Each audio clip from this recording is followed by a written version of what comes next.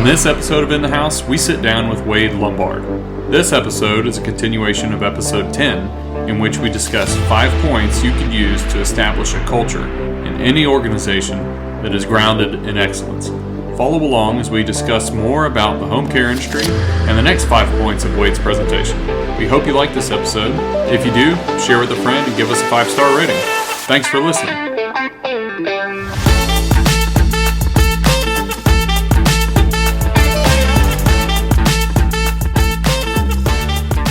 Welcome to this episode of In the House. Today we have Wade Lombard back again for part 2 of our discussion. So if you're not aware, we had Wade on previously a few weeks ago. I think it was episode 10. Not like we have a whole bunch of episodes to begin with, but if you go back to episode 10, that was Wade Lombard, and we had a great discussion with him. We talked about sort of his background with Square Cow Movers and how he came to Austin and sort of how he transitioned into the home care industry. So Wade, welcome back. Hey, I'm glad to be here. I think if I were, it's been 20 plus years since I've dated anybody, but I think the threshold for success when dating is probably the second date. If you get a second date, you guys have asked me back. I feel like our relationship's deeper. For sure. This is meaningful. So thanks for having me back, and I didn't expect it, but it's awesome. No, of course. No, and again, I'm very appreciative of your time. So I'm glad you were able to make it back. But yeah, so this discussion, if you're just picking this episode up, I really encourage you to go back, listen to the first episode. Wade gave a talk where he went through, it was called Cows and Culture, and he went through 10 points of how would you describe it? What were these 10 points? So much of what I am, the content that I'm typically thinking about and the content that typically comes to me is really focused around human nature and the culture of an organization. That's what really feeds my soul, is what makes people tick, especially as it relates to a single organization and when everybody's paddling in the same direction. And that's what I love. Yeah. Awesome. Well, so we're going to continue this. Again, this is part 2 of that discussion. So we're going to continue with the first episode we got through your first 5 points. So we're going to go, 6 through 10. But before we dive into those points, I kind of want to talk more about the home care industry. So as we talked about last time, you and your family started Square Cow Movers. You did that for, 15 years? And just under 15 years. And then so now you've moved into the home care industry through Douglas Construction. Can you kind of elaborate on that? Like, what is home care? Like, what is the goal? And, like, what does your day-to-day look like? It's a great question, Lonnie. I ended up in the Douglas Construction conference room through a very weird series of events of friends who knew David, and I was on a run with that friend, and he had a conversation about this idea about home care, and literally what led me into that conference room was me saying, I would love to learn more.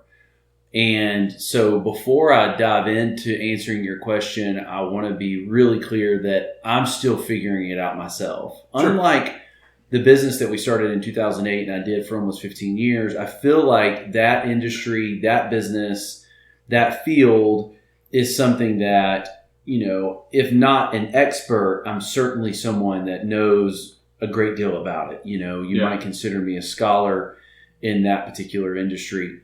But I'm still figuring this out. Sure. But it fascinates me on a couple different levels. So here's the idea.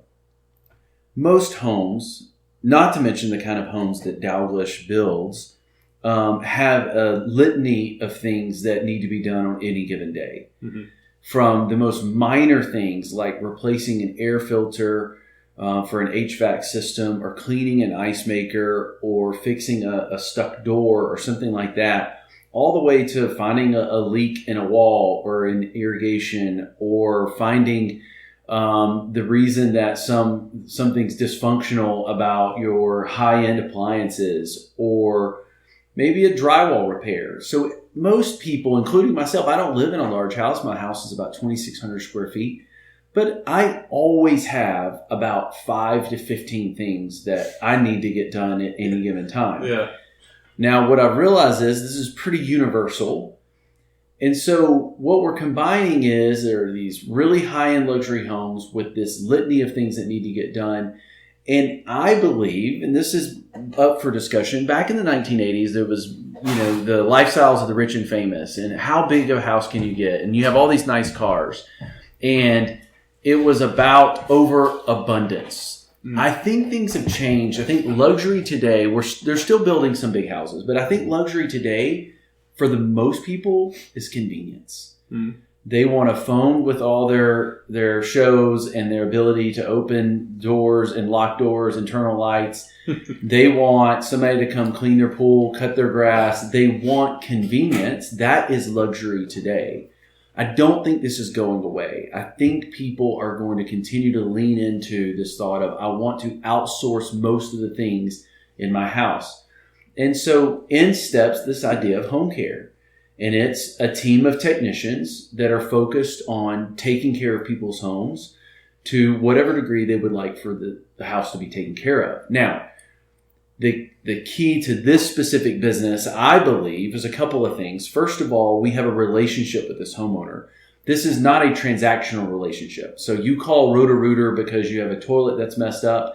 Very transactional. You call somebody you do not know. You make an appointment with someone else that you do not know through that person. That person you do not know shows up. You have to meet them at the door. You have to show them the toilet's not working. You have to explain this is the noise it's making. That person goes and fixes it. Then, literally while they're there, you swipe a card, it gets paid. You never see that person again. That is not what we're offering. That's not what we're interested in. We're interested in people who we have relational currency with. And that means we know who their housekeeper is. We know their dog's name. We have a key to their home. We have access to their property gate. To me, the best pool guy on the planet, you never see. But the pool's never green. It's always blue. And that's really somewhat the idea of home care is we get in, we get out. Most of the time you don't even see us, but that drywall is repaired and it's just all done. And all you're doing is communicating the list of things that need to get done. Certainly that's not always, that's a little bit idealistic. Usually we're pulling the client in to some degree to let them know what the progress of any particular project is. But that's generally the idea, taking care of the home and being as invisible as we can. And as communicative and relational as we can with the client. So are these homes, they're just doglish homes? That is the current situation. Just DCC homes. Now, do I want to expand outside of DCC homes? You better believe it. Of course. And you really need to perfect before you duplicate, though. Yeah. And the beauty of this business is it's been going on for a long time.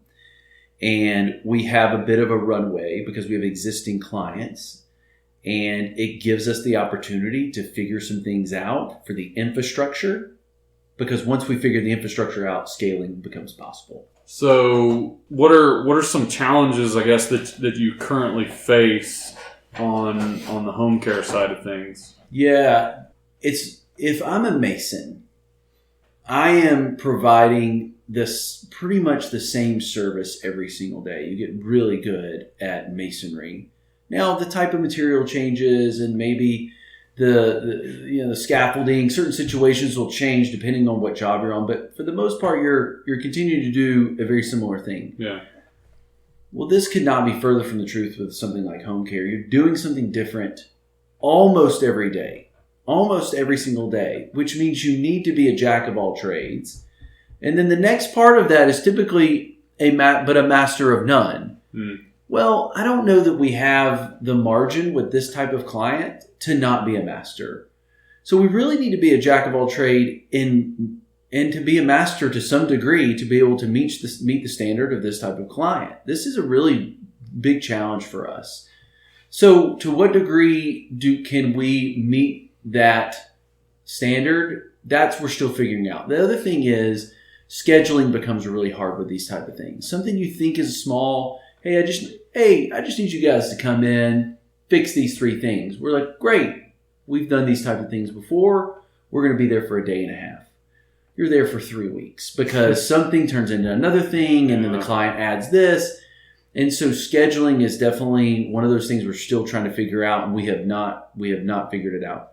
Finding laborers or tradesmen that know a little bit about everything is a really big challenge. And I've been talking to Adrian about this recently, and how to track these kind of guys down and what they look like, and what appeals to them. And so I don't think once we open Pandora's box with clients that we're going to have a hard time selling this to the clients out there. I think people want this. I think it's around some of what we're doing and some of the staffing that we've got to figure out, and we're not quite where we need to be yet in order to open it up.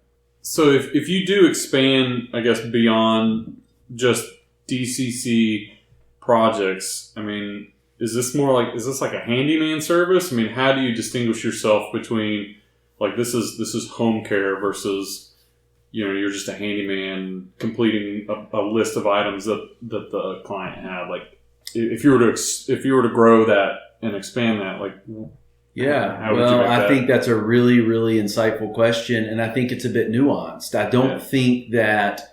I think you are kind of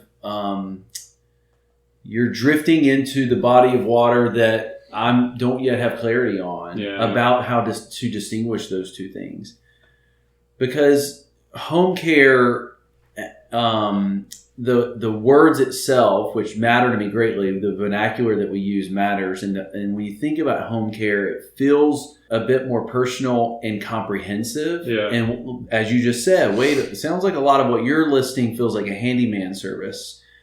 And I think there's probably a happy medium there between those 2 things, and discovering that. We have nailed down kind of what we feel like our offerings are. And, but that's nuanced. That's a tough thing for me to answer at this stage. I've been 8 months in, and for me to be able to articulate that would be probably pretty tough. And I think at its core, the original core of home care was these are larger than your average house. And the maintenance manual, the homeowner manual, is an encyclopedia. And part of home care's original goal was we'll provide all of that maintenance that otherwise gets overlooked. Right. And you forget to change the filters on certain things, out of sight, out of mind. Right. So to give the client, to your point, the convenience of taking care of all that so that they show up and that product looks just like it was driven off the showroom floor each time you show up. Right. And then kind of to your original point, it's we were here for this purpose. Well, while you're here, that's right. Could you go ahead and do this? That's right. Yeah. Yeah. It's more dental hygiene where yes, that's a good way to do it. It's one of the few things that's not reactive when it comes to our health. Our dental hygiene.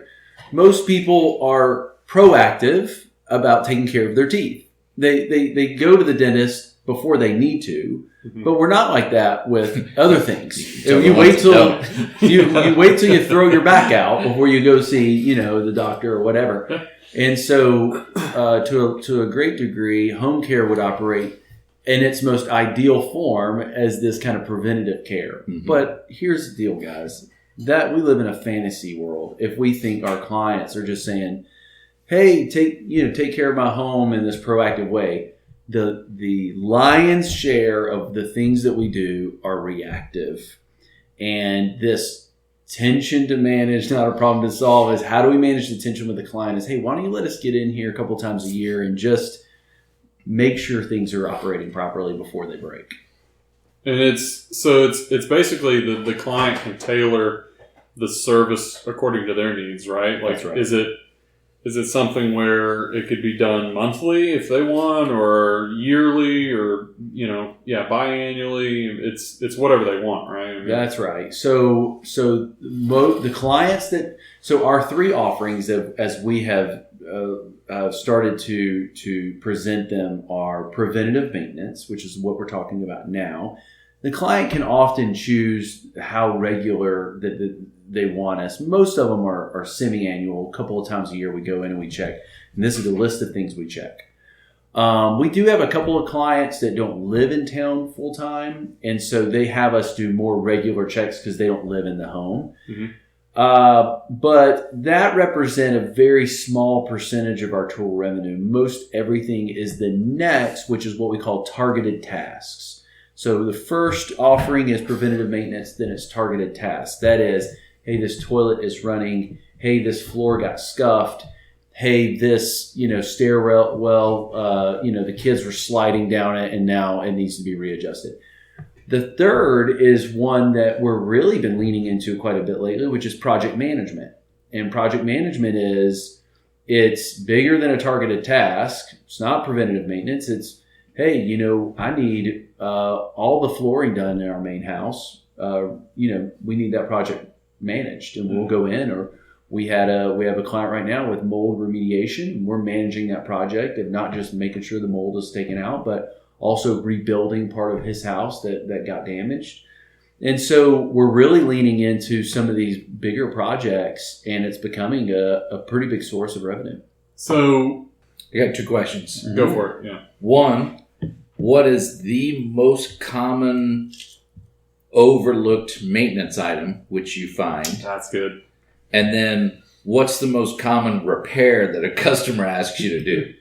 This is where I wish Lucas was here. He can answer this, which is a gentleman that works and has been in the field for home care for a number of years. He's amazing. He's great. He's wired perfectly for the business, and he's truly a talent that I'm glad that we have. So the honest answer is I don't know. I'm not there yet. And those are the things that we'll study over time. I will say that we have not been as good at keeping data as I would like to help derive strategy going forward. And so these are some of the things that I believe I was brought in to do, which is answer those type of questions, track things, because how great would it be if you're a potential client and we walk in and we say, hey, if you don't use this for anything else, can we just put these 5 things in front of you and say, these are what we're finding to be the 5 top things that clients overlook. And we think that if you have us come in and do these things 2 times a year, it's going to save you X amount of dollars over time. If you choose not to, that's totally fine. But that's smart. That takes years and years of tracking some data to be able to put in front of people and see what the needs are. That's smart. Yeah, and I think that kind of plays a little bit into my question was, what changes are you hoping to make and what impact are you wanting to have? So much of this is about the things that I enjoy. I've been in home services now for 15 years, and serving at a high level is something I really love. And when the culture of an organization is focused on serving, there's a difference between Chick-fil-A and Burger King. One has a culture of serving that's unparalleled.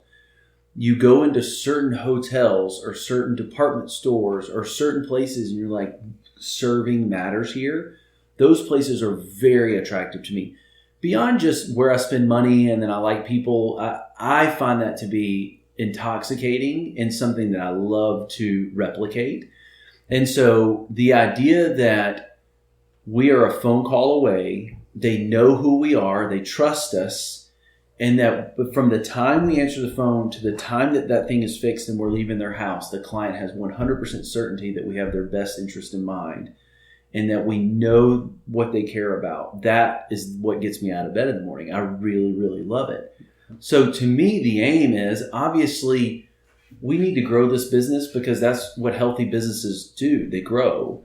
Yes, we need to, look at all the different things that a healthy business looks at, which is, our net margins and our staffing and what it costs, what labor is and materials and all these things that we are focused on. But in the end, the impact that I want to make is the same level of detail and focus that's put into the home when it's built is the same standard of detail and love that's given to the client years into the house while they're living there. Mm-hmm.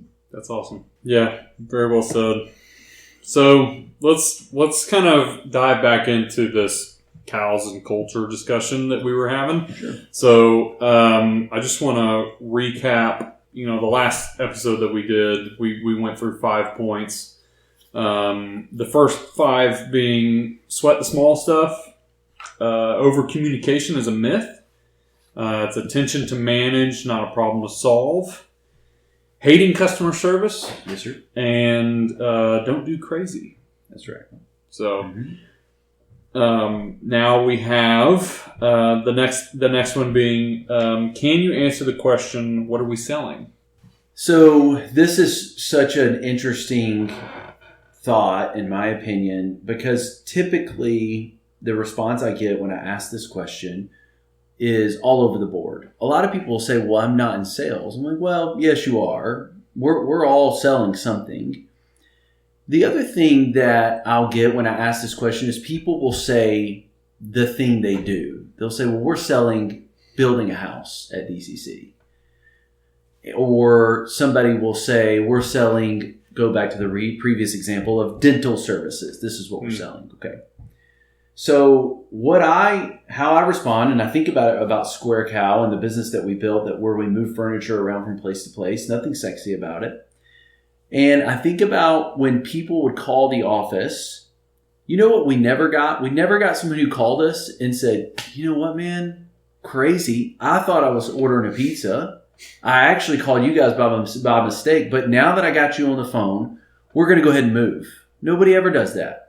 Nobody ever goes to squarecowmovers.com, the shape, the animal, 2 O's and movers.com, and was like, we just stumbled onto this site. No plans up till today to move, but now we're going to move. No. By the time they call, by the time they get to the website, they already know what they need. They already know. So quit trying to sell them on something that you know they need and they know they need. That's not what they're calling for. When they call or when they walk in the doors of your business, for that business, we're selling trust. We're about to send a crew of people into the most intimate parts of your life. Your master closet, your children's bedroom. They are going to be taking your daughter's crib apart and putting it back together. I want you to have the feeling, and this is the words I always use, I want our clients to have the feeling that we're going to send guys to their home that they would want to invite to Christmas dinner. Yeah. That's what I want. I want them to have, when they hang up the phone, they say, man, I feel good about this company. And then they just totally, they don't even think about it again until the day that our guys show up. That's what you're selling. You're selling that you can trust this company. So what does that mean? That means the words that you're using, the tonality that you're using is all geared towards, hey, I want to let you know, hey, here's who we're sending on the day. All these guys are our guys. They're W-2 guys. No subs, temps, or day laborers. They're all full-time employees. They've all been trained. We actually have a training program. It's 4 modules. They've all been through it. And so we want to let you know that these are guys that we know. And when they knock on the door the morning of, their shirt tails are going to be tucked in, their truck's going to be clean, and they're going to be there to work. And so they're excited about getting out there and serving you. You know what we always say, man? If things weren't heavy and there were no stairs, we'd be out of business. So they're excited about working hard that day. You think about those words, very simple. It took 20 seconds for me to do that. First of all that's true. If things weren't heavy and there weren't stairs, we would be out of business. Our guys are there with the expectation they're going to work hard that day. When they show up, they're absolutely required to show up with their shirt tails tucked in, and they are required to have a clean truck. So all of it's true. That's important. The second thing is all of that is focused on this subconscious thought that when I hear what that guy is saying on the phone, when I see the guys and how they take care of themselves and what the truck looks like, subconsciously I think to myself, they take care of themselves, they're going to take care of me. All in an effort to send one message, and that is, you can trust us. It's all very intentional. And so most people, when they talk about their business, they talk about what they do, and they don't spend enough time focused on how they make people feel. Okay, so the next point number 7, embrace the phrase "not in this family." Yeah. What's that all about? This is one of my favorites, and this has been something I've developed just over the last couple of years. Lost my mom 2 years ago. Let's see here, September 21, so right at 2 years. Mm-hmm. And when you lose someone that close to you, you go into deep reflection mode. And hopefully you guys have not had to experience that, but you do. You reflect a lot on the things they said and the things that they did and the impact they made in your life. Yeah. And one of the things that I remember just getting furious about when I was young was that statement, and I would say, well, hey, Mom, everybody's going down to the arcade on Saturday night and they're going to stay out late. And she's like, oh, I'm so glad. I'm so glad they are. They're going to have such a great time. And then she would follow it up. She would say, but in this family, that's not what we do on Saturday night. We're not going to do it. Hey, but they're doing this big sleepover and this, that, and the other. And I think some adults are going to be around, but it's still in question. We're like, oh, you know what? I'm sure they're going to have fun. And I think those kids are probably pretty good kids. But in this family, that's not the kind of behavior that we do. Okay. This is an important thought when you're trying to lead an organization, because there's going to be people in the organization that aren't quite going to understand why you're asking them to do some things, especially little things.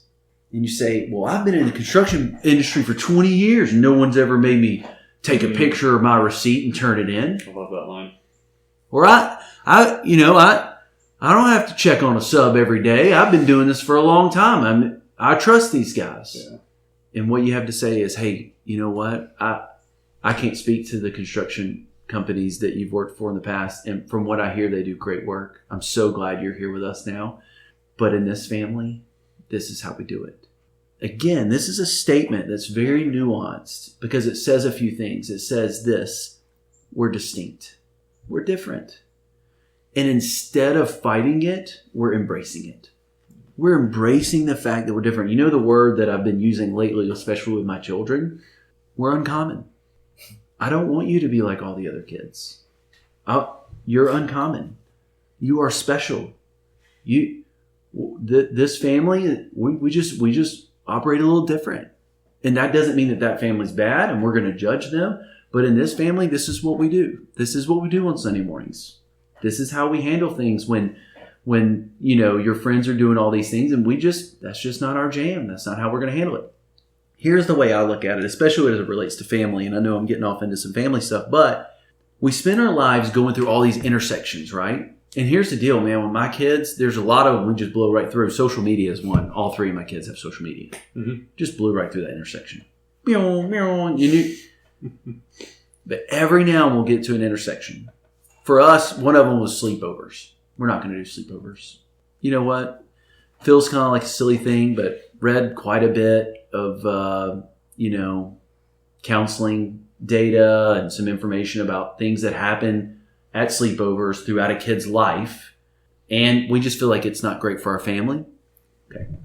Where your kid goes to somebody else's house? That's right. Yeah. Yep. No, I'm on the same page. Yeah. You said, hey, we know a lot of kids do sleepovers. It's just not something we're going to do. Now, you can stay late. We'll come get you late, but we're not going to do that. Okay. This intersection we decided to stop at. Mm-hmm. We said, we're going to stop at this intersection. We're going to take a left turn. And we know most people are, they're just heading right through that intersection. No worries. That does not make them bad. But here's the deal. The intersections that you decide to stop at for your family, these are the things that make you distinct. This is what defines you. If you blow through every intersection, you're just like everybody else. Mm-hmm. And nothing makes you special. Nothing makes you different. Nothing makes your family distinct. Every now and then, we're going to blow through 10 intersections, but every now and then we're going to stop and say, hey, you know what? One of the ways is, we live in an affluent area. No teenagers work. Well, my kids have jobs. I had 2 jobs when I was in high school. Mm-hmm. Hey, you know what? It's okay that Johnny doesn't have to have a job, and it's okay that Chris doesn't have a job, and Angela doesn't have a job. But in this family, work ethic is a value system, and we're not blowing through that intersection. So my son, who can't even drive, he finds the only place within 10 miles that'll hire a 14-year-old and start working at 14 at Papa Murphy's. And he's figuring out how to make pizzas and ring people up, and Good for him. It's awesome. But this is a value system. Now, there's 10 other things we blew right through that we messed up on, or we just ignored, or whatever. But when it came to working, we stopped. Sure. And it was like, hey, this is a value system. This is who we are. This is what makes you different and distinct. Embrace it. Love it. And so we think that's really important. So when we say, hey, but in this family, it's things like that. Hey, we know all these kids don't work. We think that's cool for their family. Honestly, Mom and I could afford to give you whatever you want. That's not the point. It's not that we don't have the money. We think having a strong work ethic is really important. So in this family, we're workers. And so those are the kind of things we focus on with the family. And I think we do as an organization too. We know all those businesses you've worked for in the past don't think this is important. We do. Hey, boss, why do I got to tuck my shirt in? Hey, we know that's a small thing. We want you to embrace it. In this family, it's important. That's the idea. That's awesome. I'll have to get you back on and talk about family. I think you got a lot of experience there. Okay, so the next one, achieve clarity over calamity. So, and I actually wonder, I kind of think I may have switched this one out. I don't think I talked about that. You know what I said at the meeting, I changed it to what you tolerate, you promote. Oh, okay. That's what it was. So, is that the one? It's the same idea. Okay, what you tolerate. tolerate. So what you tolerate, you promote. Here's the idea. Yeah. And this is the one that, I think somebody should get a tattoo of. What you tolerate, you promote. Here's the idea. Go ahead. I think it'd be great. If you allow one person on your team to be late, you're promoting to your entire team it's okay to be late. Mm-hmm. If you don't think it's important to turn paperwork in or put payroll in on time, you're promoting to everybody it's not important. This isn't a small infraction.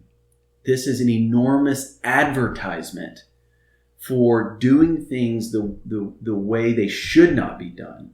And so what we tend to do is, and we tend to do this especially with our best people, we cut corners for them. And you're just like, man, but this guy produces so good. And it's understandable. Mm-hmm. You just have to be willing to run the risk. The fact that you are basically marketing to your entire organization that it's okay in this area to not live up to the standard. You might as well not have a standard when it comes to that. Yeah.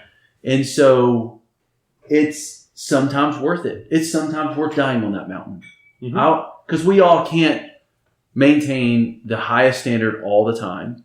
But I think the idea is choosing where you cheat becomes really important.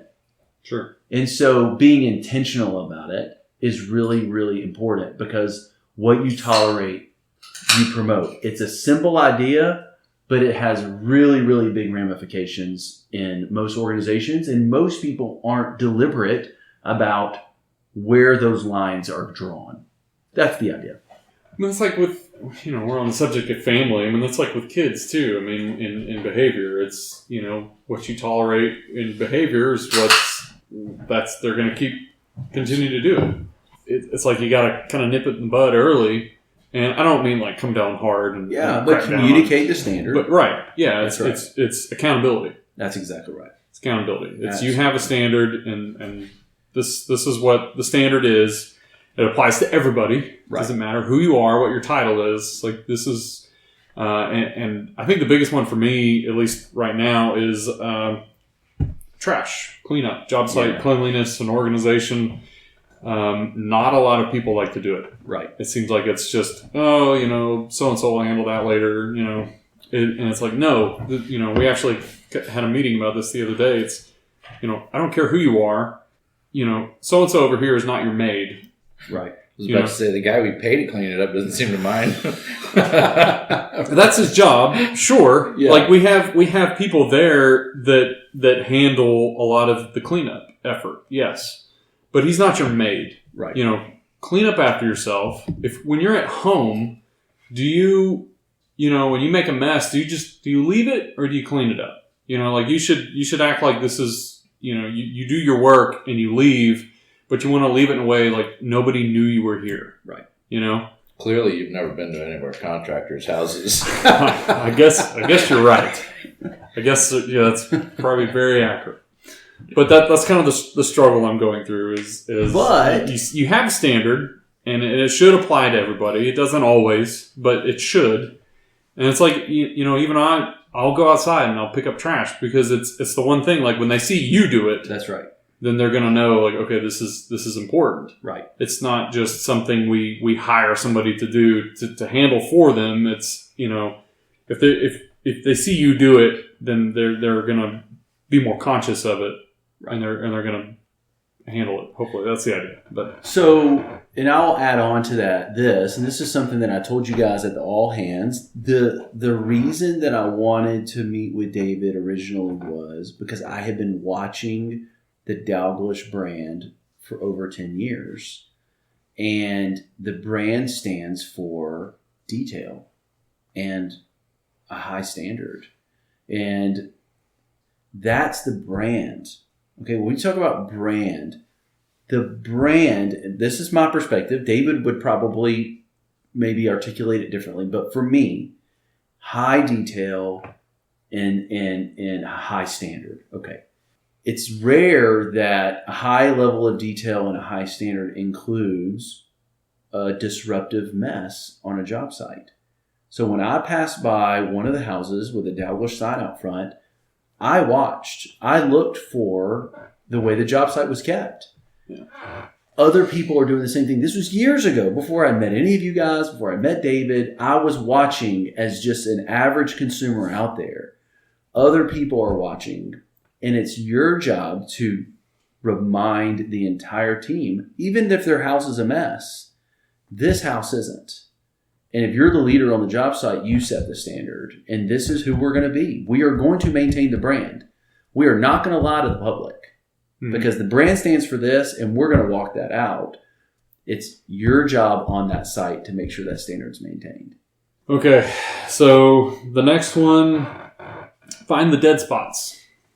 What's that? Yeah. Which number is this? That's number 9. Is it? Okay. Yeah. He's like, how many more of these do I have left? No. I couldn't remember. No. I don't mind at all. Yeah. So I stole this from a pastor. I was listening to a sermon, and he used this illustration in a different way, but in an adjacent way. This is about human nature. And this is about individuals. This is less about a collective group or an organization. But I do think the illustration applies, and I think that it really defines how we're wired, all of us. And it's about an irrigation system in someone's yard. Mm-hmm. And if you have an irrigation system, it's amazing. These are the unsung heroes of landscaping. This is the offensive line, right, of landscaping, because it pops on in the middle of the night, it waters your yard, and you don't even think about it. Your yard's just green, unless you're in Central Texas during a drought, which at one point you're doing something rather illegal. But we're gonna skip over that fact. I call it the offensive line because when do you pay attention to the offensive line? When it's not working. When they're messing up. When they're messing up. When it's not working. Then you see the replay and you see this guy isn't blocking for anything. He's terrible. You go out in your yard, you have a huge dead spot right in the yard. You're like, what is happening? So on a Saturday, you flip your irrigation system on, all the heads pop up, and sure enough, one head is watering the sidewalk instead of the yard, right? Yeah. This happens. This actually I replaced an irrigation head this past weekend and adjusted another one for the same reason. And you have a dead spot and you had to adjust towards it. And this is exactly how we're wired as humans. The number one thing is we're really bad at noticing the dead spots. How many times I pull out of my garage, my brother-in-law used to say that he thinks the garage door was like the worst thing that happened to communities around the world, because people just pull in, they hit the garage door, it closes, and people don't interact.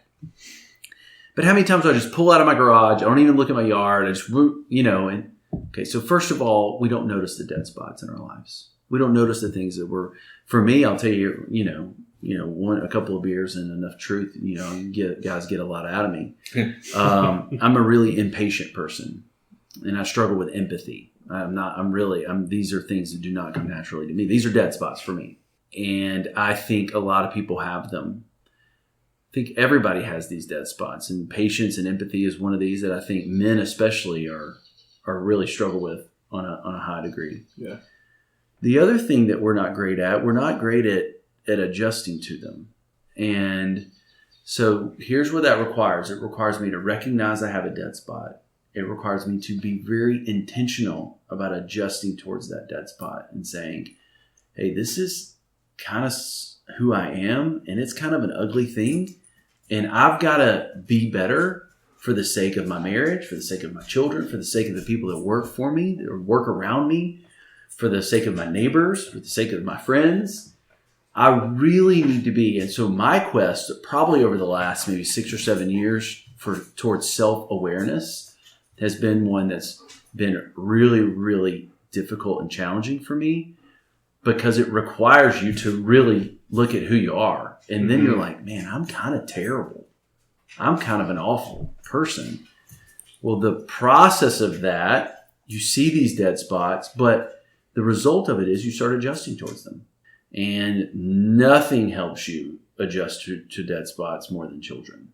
If you have the benefit of having children, yeah, that's the truth. These little demons really require you to look at who you are as a person and adjust towards these kind of ugly parts in your life. And so finding the dead spots, A, adjusting towards them, B, that's the idea. Oh, to push back a little, I think it's not so much finding the dead spots that's hard. It's the adjustment, right? I think in many cases, you can clearly see what the dead spots are. It's addressing them that's the hard part. Sure. Right. Yes. I do agree with you, but I know enough people where I'm like, you just aren't aware of how you impact other people, because you would not act this way otherwise. Sure. And so I do agree with you. I think you're a self-aware person, and I think a self-aware person does things like a podcast and asks questions. I think someone who's inquisitive, that has kind of a Socratic methodology of asking questions, is inherently self-aware. What I'm not willing to concede is that everybody has that. I think it's either learned or you're naturally kind of predisposed towards being. That's fair. And I appreciate the compliment. Yeah. All right. So, not that anybody's counting. I'm not. Yeah. This is the last point. Okay. Finish strong. So how are we going to finish strong? This is such a simple concept that almost doesn't need explanation. This is something that I mentioned to David months ago as being something that's a bit of a philosophy at Square Cow. And he said, hey, Wade, we really need to emphasize this at the all hands. It's going to be a big part of our talk anyway. And so you'll be echoing some of the things that we're already trying to do. And so here's what we realized statistically. Again, I talked to you guys earlier about how I know I do not have data yet with home care. Well, at Square Cow we did. Here's what we knew. Damages to people's household goods happened in the last 20% of the unload.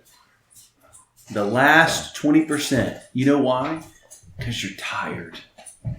It's late at night. A lot of times you're finishing that move. It's 10 o'clock at night. Yeah.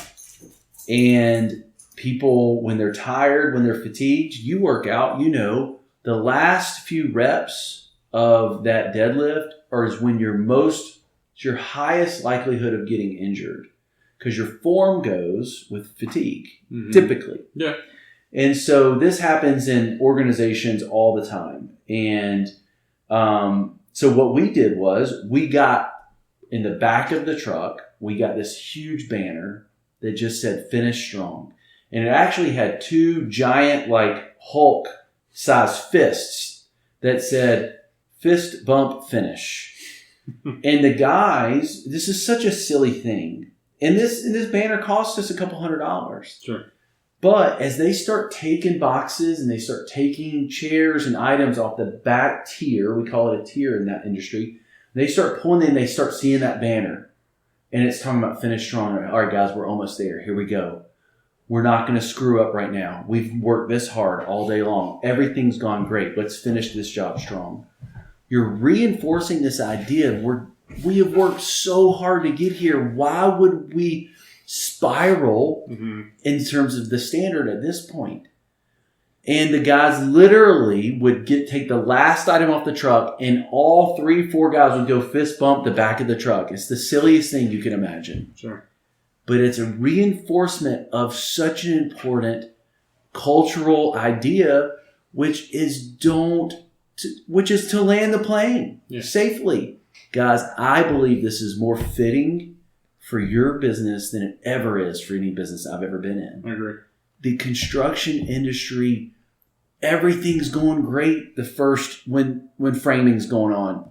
I don't know what I'm talking about. But foundation gets poured, framing's going on. It's so exciting. You can see the way the rooms are shaping up. Everything's cool. Like, it's that last 20% where the client's tired of writing checks and the guys are there, and they're just done. And then the guys are tired of being there too. Mm-hmm. This friction typically creates hasty urgency, not detail and slow it down, get it right, land the plane safely.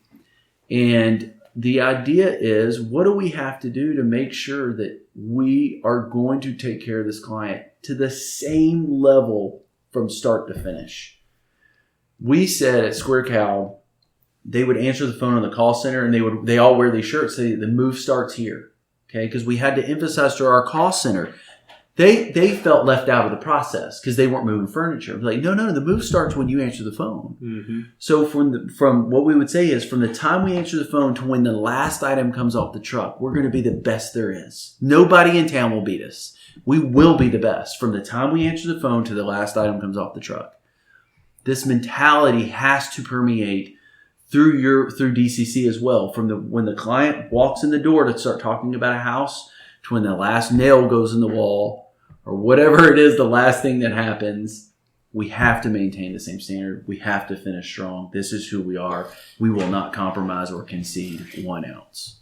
So question, I guess, for both of you, how does that mentality, that finish strong, how does that carry over? Because I think that's something that a lot of people really through any industry, but if we're just focusing on construction, I think that's something that a lot of people struggle with is, right, the finish out, the punch, the move-in process. How do we finish strong? Like, what does that look like? How are we, you said you had this banner as basically to serve as a reminder. I mean, what's our banner when we get to the end of a job?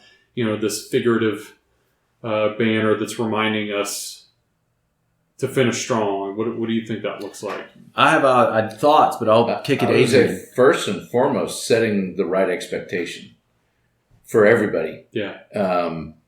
If someone's going to move into a house, what are they going to expect when they move in? Is it totally finished? Are there other things going on? And then paint that picture for them out in front that here's what's going to happen. Here's what you can expect. I think setting the expectation first is absolutely the most important, because then you're following a roadmap from that point on, and deviating from that roadmap is where you create the frustration. Yeah. No, I agree. I mean, and you have firsthand experience with this. You just had Well, that's why I was trying not to be too specific. Let's play it safe here. You're going through that right now. I have an antidote or a thought, and again, it's not related to construction, but I remember years ago that the president, CEO of UPS, every Christmas holiday would go down and load trucks, right? Mm-hmm. It's the busiest time for those guys. They're working all hours. And the owner would go and insert himself into the worst time of the year, okay? And there would be a collective celebration about this guy coming down from, his ivory tower and sweating with the guys, right? I don't know what it looks like on a construction site, but there has to be some collective excitement or celebration around how we finish. And when you think about being distinct, the idea that I have is nobody finishes like we finish. Like we embrace this time. Most people are ready to get out. We love this time. This is when we shine. The culture that surrounds it is like, this is where we're distinct. This is where we're different. Everybody can frame a house, but we finish like nobody else.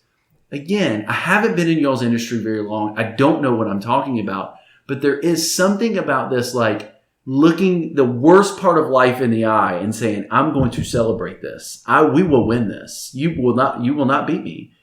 That people get behind. And it's the hardest part. But how do you kind of create this energy around that last part? And I don't know how to do it, but if you can, man, I think it would be awesome.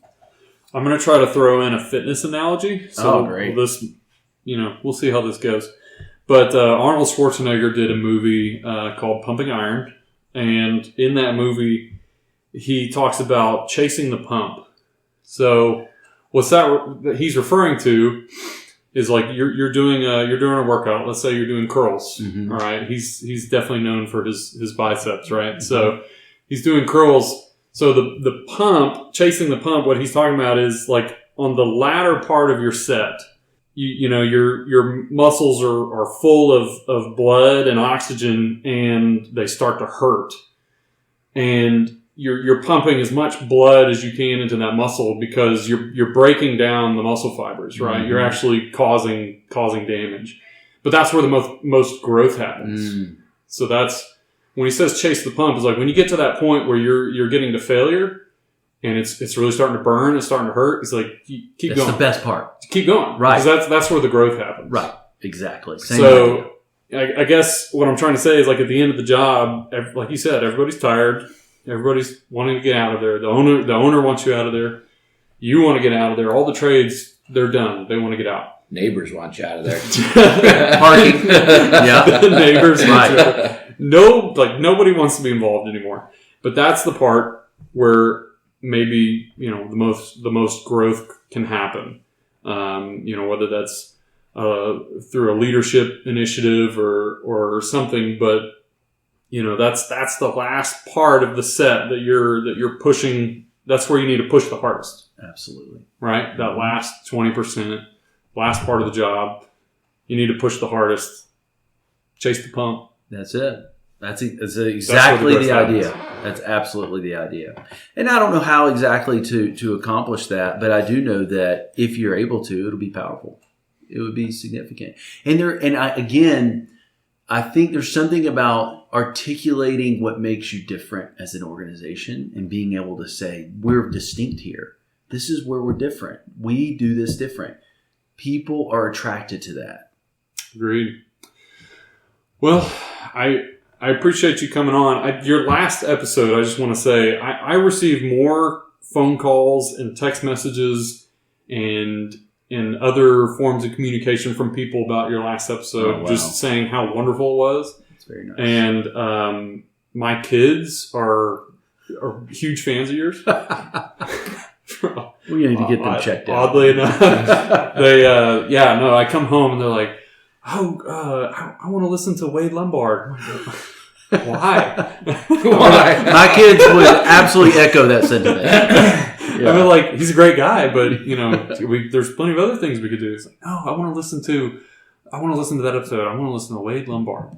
I'm like, okay. Nice. So my daughter says hi before we came here. She's like, I was like, do you know who I'm going to go see today? She said, no, I'm going to go see Wade Lombard. She was super excited. Well, she wanted me to tell you hi. I'm flattered. She seems like a very sweet and naive young lady. She is both. But no, I appreciate your time, Wade. Thank you for coming back on and finishing this discussion. So you're always welcome here. I appreciate you. Can't wait for the next one, man. Let's talk family sometime. Yeah, absolutely. That'd be great. Cool. Thanks. Thanks. We hope you enjoyed this discussion. For more information on upcoming episodes, follow us on Instagram. We want to hear from you, so leave us some feedback to help us shape future episodes.